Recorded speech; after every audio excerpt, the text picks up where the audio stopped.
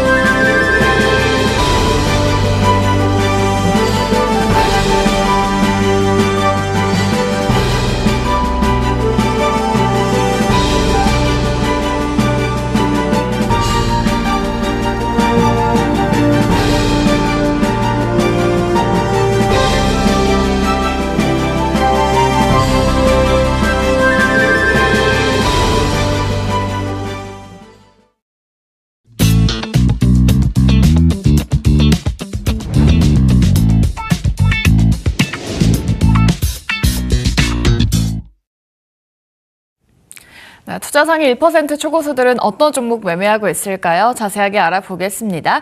10시의 남자 소재민 대표와 함께합니다. 안녕하세요. 네, 안녕하세요. 네, 물론 지난 금요일에 엄청난 폭등을 했기 때문에 조정을 예상 못한 건 아니지만 좀 아쉽네요. 좀 더 가주지. 사람이 그렇게 욕심부리면 안 돼요. 그거. 그동안 워낙 많이 빠졌잖아요. 그렇죠. 그러니까 사실 지난주 정말 시장이 엄청나다라고 느꼈던 게 추세선 상단부터 하단까지 지금 시장이 되게 가파른 하락 추세잖아요. 네. 그래갖고 추세선 상단부터 하단까지 2거래일 만에 내리꼽는 걸 보면서 와 이게 양심이 있냐? 막 이렇게 다들 말씀을 네, 하셨는데 네. 추세선 하단부터 상단까지 하루 만에 올리는 걸 보면서도 와 이거 그러니까 이 하락하는 것도 제정신이 아닌데 네. 올라가는 것도 진짜 제정신이 아니게 올라가는구나 약간 이런 생각들이 좀 들었던 한 주였던 것 같습니다. 사실 네. 지금 추세선 상단까지 올라온 건 사실이지만 제가 말했죠. 코스피 같은 경우는 아직 하락 추세선 벗어난 거 아니다라고요. 네.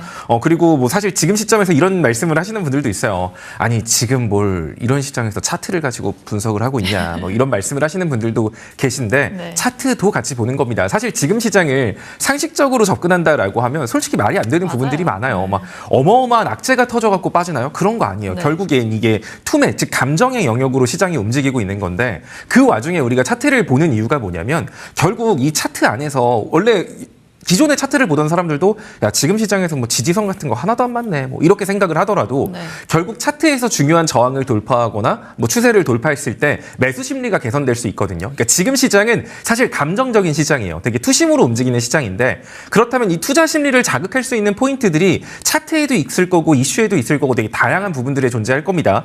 그런 관점에서 차트를 좀 본다라고 생각을 하셔도 좋을 것 같아요. 네. 자 그럼 결국 지금 시장이 빠지고 있는 건 악재 때문이라기보다는 투자 심리가 극도로 위축되어 있기 때문이거든요. 왜 올라가야 될지 이유도 모르겠고 뭔가 악재라고 부를 만한 거 마땅치는 않지만 그냥 막 많이 올랐으니까 그리고 이렇게 불안해. 그냥 약간 이런 되게 감정적인 느낌? 자 그럼 미증시 같은 경우도 사실 우리가 지금 여러분들이 나 미증시 투자 안 하지만 그래도 미증시를 봐야 되는 이유가 뭐냐면 결국 미증시는 글로벌 지표의 선행 지표격인 성격을 가지고 있습니다. 최근에 국내 증시, K 증시가 약간 반도체 등락이 미증시에 영향을 주고 그래서 다른 나라 트레이더들도 다 우리나라 증시부터 본다 이런 얘기가 나오지만 뭐가 됐든 약간 글로벌 증시의 선행 지표는 미증시입니다. 자 그런 관점에서 금요일 날 미증시 한번 좀 간단하게 생각을 해보면 네. 금요일 날 미증시 상승했어요. 그래서 미증시 상승했네.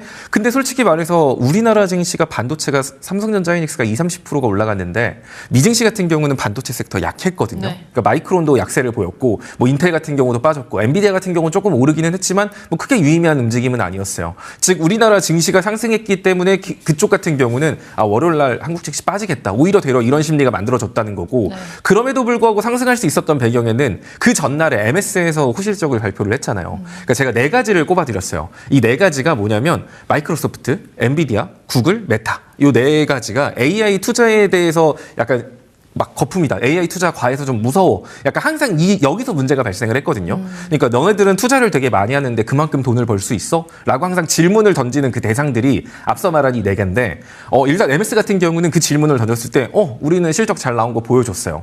그리고 그 전에 발표났던 것들이 구글 같은 경우도 실적은 괜찮았지만 그 와중에 투자 더 한다라고 해서 두드러 맞았고요. 네. 메타 같은 경우는 실적이 기대치에 좀 못 미치는 모습을 나왔죠. 그러니까 이 총 4가지 중에 MS 쪽에서 일단은 기대를 충족을 했고 그 다음 날 이제 금요일 날 아마존 실적 발표가 또 기대를 충족을 했거든요. 네. 자, 그럼에도 불구하고 사실 이 AI 투자에 대한 이 불안감 이런 게 축소됐다. 이게 상승의 지속성을 가졌으면 금요일 날 미국 반도체도 셌어야 돼요. 근데 세진 모습은 아니었거든요. 네. 그러니까 아마존에 막 엄청나게 급등을 하고 막 몇몇 소프트웨어 관련주들이 움직이면서 나스닥이 상승을 했지만 실질적으로 미증시 안에서 그래서 결국 AI에 대한 그 투자 우려는 해소되었는가라는 질문을 던지면 그거는 또 아니거든요. 네. 구글하고 메타 쪽은 발목을 잡았고 마이크로소프트하고 아마존은 약간 우려를 좀 축소시켜줬으니까 결국 2대2 동점이에요. 그래서 아직까지는 AI에 대한 투자 우려가 사라졌다 이렇게 말할 정도는 아니었다는 거.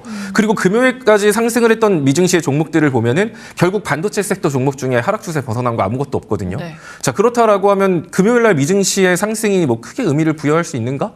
사실 그건 아니라는 거예요. 그리고 이제 나스닥 같은 경우도 차트를 보면은 사실 뭐 이 차트대로 움직인다 이런 건 아니지만 이걸 확인하는 이유는 방향성을 보기 위해서거든요. 그러니까 뭐 꼭 이대로만 움직입니다라기보다는 현재 방향성 자체가 우하향이죠. 그러면 최소한 나스닥이 이 방향성을 벗어나기 위해서는 최소한 26,000포인트 위로는 올라가줘야 나스닥이 하락 추세를 벗어났겠구나라고 우리가 판단할 수 있는 거예요. 네. 물론 여기를 벗어난다라고 하더라도 막 매수 심리가 엄청 좋아진다 이런 의미는 아니지만 최소한 이 정도 위로 올라갔을 때 차트를 보는 투자자들 입장에서는 하락 추세가 이제 좀 진정이 되나? 추세가 바뀌나? 이러면서 투자 심리가 개선될 수 있는 요소가 있거든요. 지금 시장에서 우리가 봐야 될 건 도대체 뭘로 이러한 투자 심리를 개선시킬 수 있을까라는 걸 본다면 일단 첫 번째는 나스닥이 한 26,000포인트 위로는 올라가야 돼요. 그러면 나스닥 미증시의 투자 심리가 많이 개선될 수 있겠구나라는 걸 우리가 얻을 수 있는 거고 네. 그게 아니면 제가 미국 증시에서 중요한 기업 엔비디아라고 했죠. 사실 마이크로소프트 그리고 아마존 구글, 메타 얘네들은 산업 이슈를 만들어내는 얘들은 아니에요. 그러니까 얘네들은 AI의 산업에 투자를 해도 괜찮니? 라는 그 투자 심리에 영향을 주는 애들이라면 뭔가 AI에 대한 산업 이슈가 막 만들어지고 하는 것들은 엔비디아라던가 테슬라 이런 얘들에서 산업 이슈가 만들어지거든요.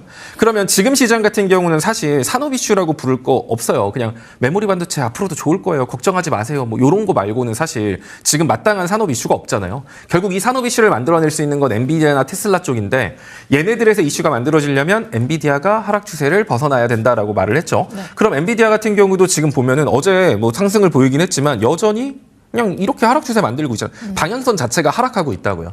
그럼 엔비디아가 올라가서 이 추세선 상단을 돌파해주는 모습을 보여야 엔비디아가 하락 추세가 끝났구나. 그럼 이제 엔비디아가 고점으로 올라가려나? 혹은 엔비디아가 바닥이 잡혔나? 라는 생각을 할 수 있는 겁니다. 따라서 엔비디아가 210불 정도 위로 올라가는 게 중요한데 엔비디아 210불 위로 올라갔나요? 그거 아니에요. 201불이기 때문에 근접하고 있는 건 사실이지만 아직 올라간 거 아니고 또 나스닥 같은 경우도 하락 추세 벗어난 거 아니죠. 네. 자, 그럼 여기서 하나 더 이제 사람들의 투자 심리를 개선하기 위해서 필요한 게 당연히 여러분들 뉴스 많이 보겠지만 막 지정학적 리스크 트럼프가 뭐 이란을 때리려고 했는데 갑자기 안 때린다더라. 뭐 협상을 해가지고 뭐 호르무즈 해협을 뭐 60일간 봉쇄 해제를 뭐 돈 안 받고 봉쇄 해제를 한 다음에 뭐 다시 논의 뭐 이런 것들 하나 뉴스 보면은 맨날 네. 말이 바뀌어요. 그래서 이걸 보면서 이거 진짜 이렇게 되는 거야, 많은 거야 이걸 볼 게 아니라 국제 유가의 흐름을 보면 되거든요. 그러니까 국제 유가가 74불 아래로 내려가면 그때부터는 지정학적 리스크 해소에 대한 기대감을 좀 가지셔도 돼요. 아직 멀었습니다. 아직 멀었습니다. 여전히 80 몇 불, 84불 이러고 있죠. 그리고 국제유가가 90불 위로 넘어가면 그때부터는 약간 비상이라고 생각하면 돼요. 그때부터 이거 잘못하면 110불까지 올라가겠는데 이제 이때부터는 지정학적 리스크가 심화되는 구도예요. 네. 즉 90불 위로 넘어가든가 74불 아래로 내려가든가 지금은 그 사이에 죽도밥도 아니죠. 네. 그럼 이것도 아무런 의미가 없는 거예요. 그러니까 지금 우리가 보는 여러 가지 투자 심리를 개선할 수 있는 이 기준점들을 먼저 설정을 해놓고 네. 이것들을 충족했느냐 마느냐를 판단해서 보면은 지금 나스닥 미증시 쪽에서는 아무것도 충족된 게 없어요. 네. 그렇기 때문에 행복회로 돌릴 게 딱히 없거든요. 근데 이제 우리나라 증시 안에서는 좀 행복회로를 돌릴 만한 것들이 나오기는 했죠. 제가 삼성전자 하락 추세선 상단 어디라고 했는지 기억하시나요? 26만 원이었나요? 아쉽지만 24만 5천 원입니다. 네, 낮아졌네요 또. 비슷했어요. 근데 예. 이제 24만 5천 원 위로 삼성전자가 위로 올라가서 안착하는 게 굉장히 중요해요. 라고 여러분들한테 말씀드렸는데 네. 국내 증시도 똑같아요. 결국에 지금 국내 증시가 봐야 될 게 뭐 차트 파트로 뭐 121선을 지지받고 뭐 외국인이 들어오고 뭐 이게 아니라 결국 지금 시장의 근본적인 문제가 뭔가라고 생각하면 악재인가? 그건 아니야. 돈의 흐름이 꼬이면서 투자 심리가 극도로 죽어버린 게 문제인데 그럼 이 투자 심리를 개선할 수 있는 포인트들이 뭐가 있을까를 생각하고 투자 심리가 개선될 수 있는 포인트, 기준점들을 설정하고 그게 다 충족되는 걸 본 다음에 시장에 참여하는 게 가장 안정적인 투자다. 뭐 누누이 말씀을 드렸는데 네. 이제 그 중에 하나가 삼성전자가 하락 추세를 벗어날 것. 물론 딱 이 자리 24만 5천 원 넘어갔다고 하락 추세 끝 이런 건 아니지만 지금 보면 삼성전자 같은 경우는 위와 같은 방향성을 가지고 움직이고 있다라고 표현하겠습니다. 아래로 떨어지는 방향성을 가지고 움직이고 있죠. 이 방향성대로. 즉 이 윗선과 아랫선 사이 안에서 계속 주가가 움직이고 있는 형태를 보이고 있는데 그럼 최소한 이 선은 벗어나는 움직임이 나와줘야 돼요. 그럼 그 자리가 대략적으로 24만 5천 원과 25만 원 선이거든요. 따라서 삼성전자 같은 경우는 지금 또 그 자리에서 비비적거리고 있잖아요. 만약에 삼성전자 이 위로 이번 주에 안착 못하고 내려가죠. 그럼 또 저점 갱신이에요. 이렇게 생각하셔야 돼요. 그러니까 지금 금요일 날 하루 좋았다라고 해서 앞으로 다 좋을 거야. 8월 달은 계속 좋겠지라고 말하기에는 그렇게 말하려면 미증시에서 뭔가 긍정적인 게 보였어. 그러면 우리나라 증시도 기대해 볼 만하죠. 미증시 같은 경우가 지금 뭐 하락 추세에서 벗어났지. 그리고 엔비디아도 뭐 예를 들어 하락 추세 벗어났지. 국제유가 74불 아래로 내려갔지. 미증시에 긍정적인 포인트가 많으니까 8월 달에 국내 증시도 좋겠다. 이렇게 연결 지을 수 있겠지만 지금 미증시에서 기대할 건 없어요. 그러면 우리나라 증시 안에서 기대할 건 네. 최소한 우리나라의 중심을 잡아주고 있는 삼성전자 하이닉스가 하락 추세를 벗어났는가. 제가 24만 5천 원 위로 올라가야 된다 그랬어요. 금요일 날 말도 안 되게 올라갔지만 네. 순간적인 돌파가 중요한 게 아니라 그 위로 안착하는 게 중요하다라고 했잖아요. 그럼 최소한 한 이번 주 수요일 정도까지는 삼성전자가 25만 원 정도 위로 올라와 준다라고 하면 그때는 의미를 부여할 수 있죠. 아, 드디어 삼성전자가 바닥이 잡혔다라고 말을 할 수 있겠지만 네. 아직까지는 그것도 아니고 하루 만에 지금 어떻게 됐죠? 다시 제가 24만 5천 원 말했는데 그 아래로 내려오고 있고 네. 그리고 SK하이닉스 같은 경우도 마찬가지로 제가 170만 원 말씀드렸는데 네. 170만 원 위로 금요일 날 올라갔다가 지금 바로 160만 원 아래로 내려온 모습. 즉 아직까지는 삼성전자 하이닉스도 하락 추세선을 벗어난 건 아니죠. 마찬가지로 코스피가 벗어난 것도 아니고 코스닥도 벗어난 것도 아니고 우선 코스피 지수 같은 경우는 6,800 보시면 될 것 같고요. 코스닥은 한 780 보시면 될 것 같은데 그 위로 올라가는 지금 제가 말하는 이런 포인트들이 있잖아요. 그냥 말로만 뭐 삼성전자가 뭐 상승하면 시장 좋아질 겁니다. 이런 거 말하는 것보다는 여러분들도 약간 명확한 기준점을 말씀드리는 게 훨씬 더 투자하면서 도움이 될 것 같으니까 네. 제가 이렇게 찍어서 말씀드리는 거거든요.